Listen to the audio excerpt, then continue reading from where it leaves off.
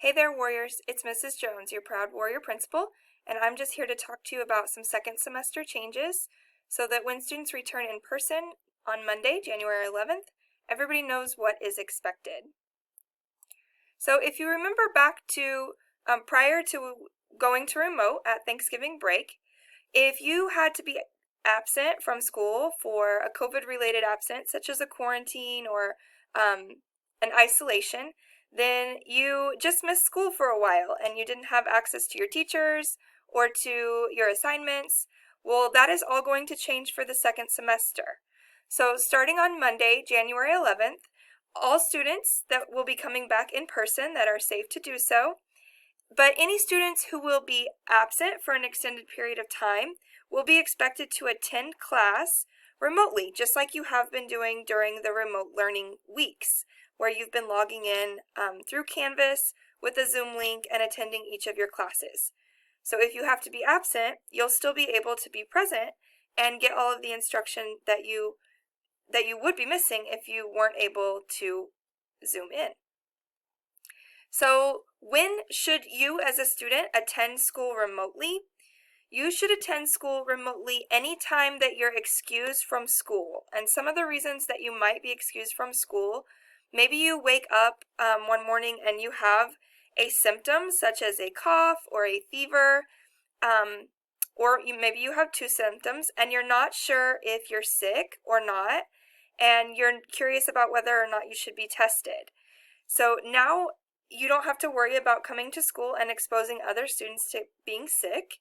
You can stay at home and connect in for your classes remotely, and you can have a parent call and report to the school the symptoms that you're having and get some guidance about the next steps that you should take.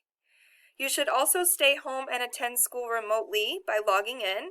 If you're quarantined from a close contact, maybe someone close to you tested positive or someone that you live with tested positive for COVID, you should stay home and just attend classes remotely.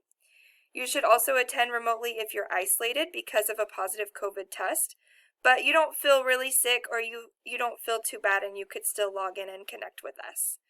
You could also attend remotely if you have permission from the school or myself to attend as a remote student. So there might be some cases, and these would be very few, where you can't attend school either in person at the school or remotely from home via your computer. In these cases, a parent must call you in so that you can be excused.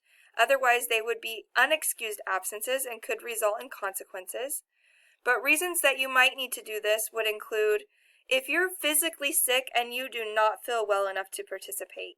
So maybe you're sick and you have a really bad headache or you're throwing up and it's just too much to be connected in with your teachers, then we want you to rest and make sure that your body recovers. So have a parent call you in and you can be absent for the day. We'll get you caught up when you are well enough to return to learning. You might also not be able to attend if you are quarantined or symptomatic and you don't have internet access. So you won't be able to link in with us if you don't have internet access, but we will excuse that absence. We do still need a parent to contact us and make us aware of what's going on, and we'll confirm that you didn't have internet access. You also might have an appointment or need to miss maybe just one class or a couple of classes to go to an orthodontist or a doctor, and obviously you should do that. Just make sure that someone calls in and lets us know where you're at so that we can excuse those absences, and as soon as you can get back, you can either attend school in person or you can attend school from home. Just a reminder that when you're attending school from home, the same expectations will be in place as they were during these past several weeks of remote learning. So in order to be present, you need to log into your class for live instruction within the first 3 minutes so that you're not counted as tardy. You need to display your first and last name on your screen so that your teacher knows who you are. And you need to have your screen turned on. Just like with this presentation, I'm showing you my face.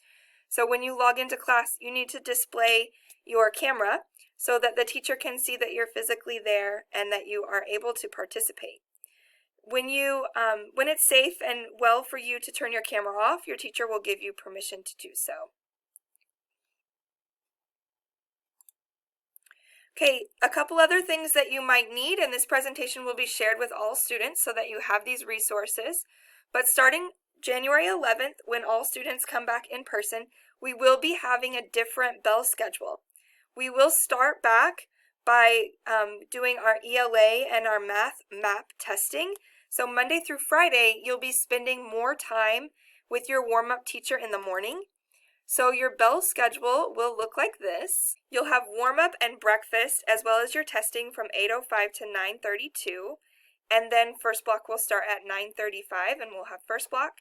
Then we'll have a change. We'll go to third block instead of second so that we can have our traditional lunch schedule, then second block, fourth block, and fifth block.